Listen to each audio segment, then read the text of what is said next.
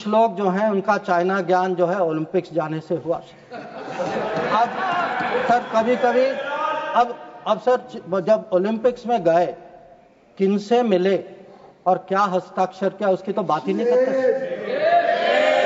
और सर जो मिले वो खाली चाइना से नहीं थे सर, कहीं और से भी थे, तो उसको मैं छोड़ देता हूँ सर, मैं बात नहीं करता उसके बारे में।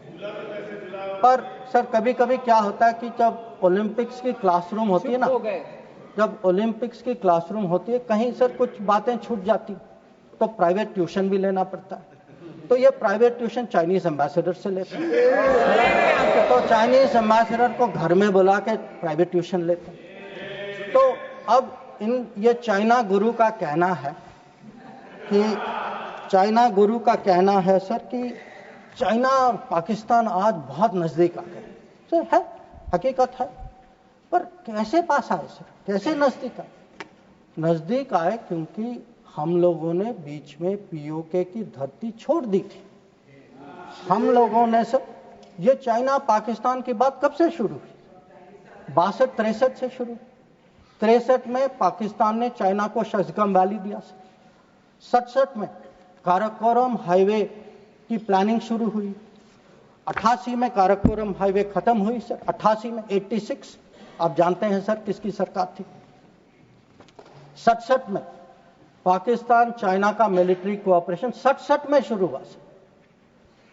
और न्यूक्लियर कोलैबोरेशन 76, 10 साल बाद। तो जब सर यहाँ के प्रधानमंत्री पाकिस्तान और चाइना 80s में जा रहे थे और कह रहे थे कि इन दोनों के साथ समझौता होने वाले, that was the very time when the nuclear collaboration was at its height. अब आगे बढ़िए सर, 2005 में Pakistan treaty of friendship, Pakistan China treaty of friendship. 2006 में Pakistan China free trade agreement. 2013 में ग्वादर पोर्ट की ट्रांसफर। 2005 में हम्बनटोटा पर हस्ताक्षर। 2008 में काम शुरू हो। तो जब आज बात करते हैं सर कि चाइना पाकिस्तान नजदीक आ गया है सर, हमें पता है, हकीकत है, हम इसके साथ डील कर रहे। पर यह कहना कि ये अचानक हो गया और मैं चेतावनी दे रहा हूं और किसी को पता नहीं है, साहब आप हिस्ट्री क्लास में सो रहे थे। आपको पता है। तो अब सर मैं ये भी कहना चाहता हूं, आप जो चेतावनी दे रहे हैं सर, वो 10 साल, वो यूपीए के दशक में देखिए क्या हुआ। और मैं जानता हूं सर, उस चाइना को स्ट्रेटेजिक पार्टनर बना घोषित किया गया सर, स्ट्रेटेजिक पार्टनर। सर हमारे यहाँ एक जनरल थे, ईस्टर्न कमान के जनरल थे, जब मैं राजदूत था चाइना में, उन्होंने मेरे से पूछा कि देखिए मैं फौज का आदमी हूं, मेरे लिए सब ब्लैक व्हाइट होना चाहिए, आप मुझे समझाइए कि ये पड़ोसी जो आज भी हमारे धरती पर इसकी क्लेम है, जिसके साथ हमारी युद्ध हो चुकी है, जिसके साथ रोज तनाव है, इसको आप स्ट्रेटेजिक पार्टनर कैसे घोषित कर सकते हैं? और मैंने कहा कि भाई मैं डिप्लोमेट हूं, पर मैं भी हैरान, मेरे पास भी एक्सप्लेनेशन नहीं था, क्योंकि सर ये आया कहीं और से।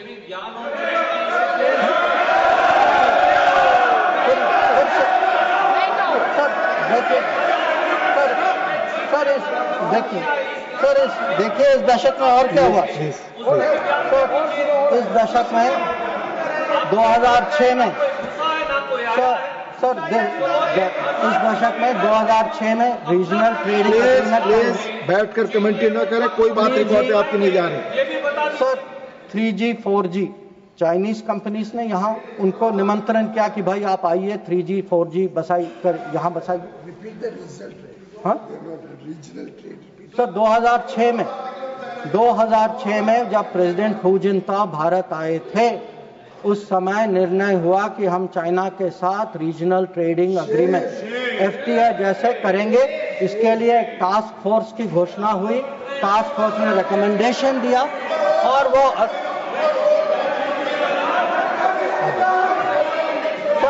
फिर आपने telecom please take your seat, please no you can not telecom when your opportunity comes you speak. No telecom जैसे सेंसिटिव क्षेत्रों में चाइनीज कंपनीज को आपने निमंत्रित किया।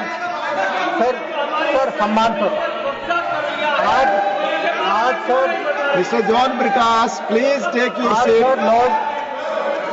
सर लोग राष्ट्र सुरक्षा की बात करते हैं। सर सबसे बड़ा नुकसान सर हमारे लिए, प्लीज टेक योर सीट। नहीं रिकॉर्ड पे जा रहा, बैठ करके प्लीज। सर आप खुद स्वतः खड़े होकर कुछ भी नहीं बोल सकते। आप please follow the rules, please. आप बोले, आप बोले। अगर समुद्री क्षेत्र में भारत को कहीं पिछले 20 साल में कहीं नुकसान पहुंचा है। आपको मौका आएगा तो बोलेंगे, आप डिस्टर्ब ना करें। आपको मौका आएगा बोलिएगा, please take your seat. Please sir अगर आपको मिल चुका है आपकी पार्टी को, please no, please do not disturb, please. अगर समुद्री क्षेत्र में भारत को पिछले 20 साल में कहीं नुकसान, कहीं चोट पहुंची है सर, सबसे बड़ी चोट जो है हम्बानटोटा बंदरगाह बनने के कारण, और ये सब 2005 में तय हुआ। और आप हैरान होंगे सर कि जब 5 और 8 के बीच में ये बंदरगाह बनाई गई, और उस समय सर आपको पता सरकार ने क्या कहा कि हमारे लिए ये चिंता का विषय नहीं है। ये बात उठाई गई थी, इस सदन में उठाई गई थी। इस सदन में जवाब दिया गया कि हमारे लिए ये विषय नहीं। और सर नेपाल की बात करते हैं, आप जानते हैं सर कि पहला एग्रीमेंट हथियार देने का चीन से नेपाल 2008 में तब तय हुआ जब सरकार पलट गई नेपाल। ग्वादर को देखिए सर, 2013 में चाइना ने वहां ऑपरेशन शुरू किया। तो आज सर जो चाइना गुरु हमें ज्ञान देते हैं, चाइना गुरु ज्ञान देते हैं कि भाई ये कुछ होने वाला है, ये दोनों जुड़े हैं। अरे कैसे जुड़े, किसके समय में जुड़े, किसने जुड़ाया? और आप जब ओलंपिक गए, आप किन किन से मिले इसको डिस्कस करने तो सर कल वो अभी तो बैठे नहीं हैं सर, हमारे माननीय संसद सदस्य चिदम्बरम जी, उन्होंने कहा सर, उन्होंने पूछा मेरे से कि आप चाइना गए तो आपने क्या डिस्कस किया? सर मैं चाइना गया, whatever I said, whatever I did was public, it was open, it was clear. Sir, I discussed terrorism, I discussed de-escalation, I discussed restrictions on trade which China has put. I made it clear that relations with China will develop only on the basis of 3 mutuals: mutual interest, mutual sensitivity, mutual respect. Sir, please listen. You are not allowing him to speak. No, you are disturbing. Please, sir, please. Because उन लोगों की आदत है. I want to make one clear. Unlike some other people, I had no secret meetings. I did no secret agreements. ये मैंने नहीं किया.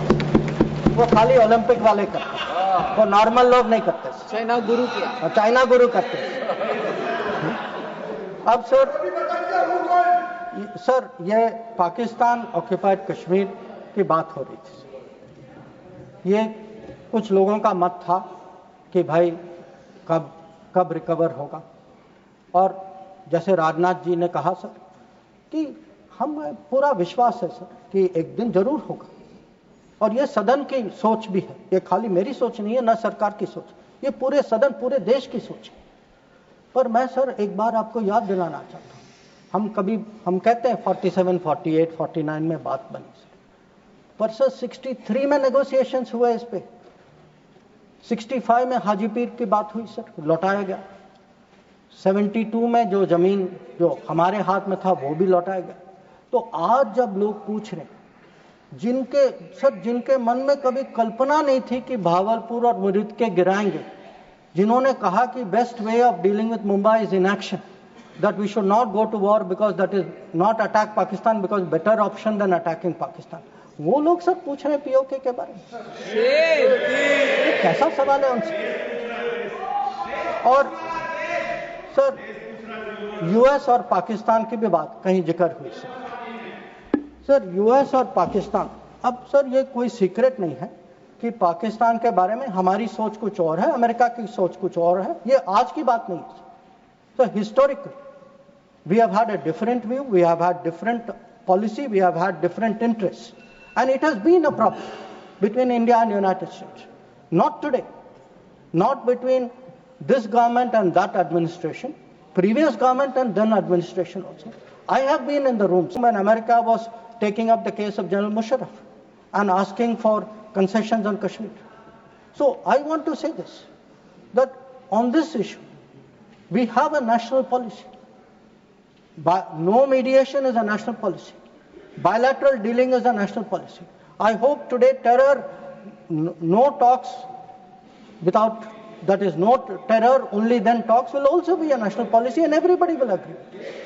So it is not the first time that we've had differences with the United States. So there were some other questions which were raised about US. You know, have we stood up and taken up various issues? Sir, I would like to inform the House through you, sir. Every issue that we have had with the United States, we have had no hesitation taking up. We took up deportations. Today, we do not have that problem. We took up visas. We took up the cause of students. Now, Mr. Chidambaram requested whether we should take up Harvard, sir. मैं तो JNU का पढ़ा हूँ, sir. मैं Harvard का नहीं हूँ. So I hesitated to take up Harvard. And sir, I want to say this. Today, we are negotiating a trade agreement. Why are we negotiating a trade agreement? Because we have national interest at heart. We have national interest at heart and we are negotiating a trade agreement that will serve our national interest. So there should be no doubt that this government is fully committed to our national interest. We have the ability to stand up to wherever we have to, on whichever issue we have to. So what is important today for the House to recognize is Operation Sindhur today is a well-considered, thought-through response. It was a response to this barbaric attack in Pahalgam. But today it has become the basis for a new policy. That basis, what I called the new normal, the Modi normal, is something which has been communicated very clearly to Pakistan and to the world.